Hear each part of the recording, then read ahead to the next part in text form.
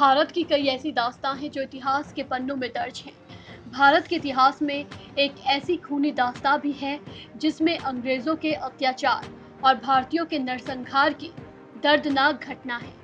हम बात कर रहे हैं जलियांवाला बाग हत्याकांड की। आज 13 अप्रैल है। आज ही के दिन साल 1919 में जलियांवाला बाग हत्याकांड हुआ था। ऐसा हत्याकांड जब भी इसका जिक्र होता है तो आंखों में आंसू आ जाते हैं और भारतीय क्रोध से भर जाते हैं। जलियांवाला बाग, अमृतसर, 13 अप्रैल 1919। सूरज ढलने से कुछ मिनट पहले तक जलियांवाला बाग में करीब 20 से 25 हजार लोग जमा थे। उस दिन बैसाखी का दिन था। उस समय का पंजाब अंग्रेजों के खिलाफ विद्रोह की ज्वालामुखी भरे हुए था। इस दिन रॉलेट एक्ट का विरोध करने के लिए एक सभा हो रही थी। हालांकि शहर में कर्फ्यू लगाया गया था, लेकिन कर्फ्यू के बीच हजारों लोग सभा में शामिल होने पहुंचे थे। इस बाग में जुटे लोग शांतिपूर्ण तरीके से अंग्रेजी सरकार की तानाशाही का विरोध कर रहे थे। अंग्रेजी हुकूमत को ये बर्दाश्त नहीं हुआ। उन्होंने जानबूझकर पहले तो सभी लोगों को जमा होने दिया।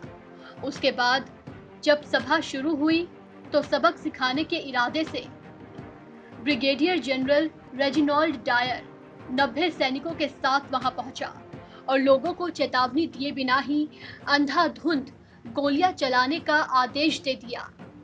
आधिकारिक आंकड़ों के मुताबिक इस कांड में 379 लोग मारे गए थे और 1100 लोग घायल हुए थे, जबकि जानकारों के मुताबिक करीब 1000 लोगों की मौत हुई थी और 1500 लोग घायल हुए थे। इस कांड में कई परिवार खत्म हो गए। बच्चे, महिला, बूढ़े तक को अंग्रेजों ने नहीं छोड़ा। जो बैसाखी के त्योहार को मनाने के लिए एक साथ आए थे, उन्हें भी गोलियों से भून डाला गया। कुछ लोगों ने बाहर निकलने की कोशिश भी की, लेकिन रास्ता बहुत पतला था और डायर के फौजी उसे रोक कर खड़े थे। इसी वजह से कोई बाहर नहीं निकल पाया और जिस वजह से हत्याकांड में खून की नदियां बह गई। भारतीयों के लिए जलियांवाला बाग हत्याकांड इतिहास की सबसे दर्दनाक घटना है। जलियांवाला बाग बेकसूरों के खून से भर गया, लेकिन जलियांवाला बाग में भारतीयों की कुर्बानी बेकार नहीं गई। ये भारतीय स्वतंत्रता आंदोलन के इतिहास में बड़े बदलाव का कारण बनी। इससे पूरे भारत और खास तौर पर पंजाब के लोगों में काफी आक्रोश फैल गया।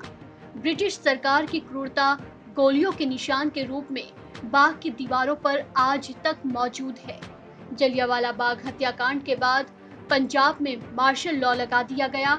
जनरल डायर, जिसकी ब्रिटेन में कुछ लोगों द्वारा प्रशंसा की गई थी, लेकिन कई दूसरे लोगों के द्वारा डायर की आलोचना की गई। इस घटना के बाद जनरल डायर को उसके पद से हटा दिया गया था। उसे आगे भारत में तैनात करने से भी रोक दिया गया था। 1920 में डायर को इस्तीफा देना पड़ा। 1927 में जनरल डायर की ब्रेन हेमरेज से मौत हो गई। इस खबर में फिलहाल इतना ही। तमाम अपडेट्स के लिए बने रहिए वन इंडिया के साथ।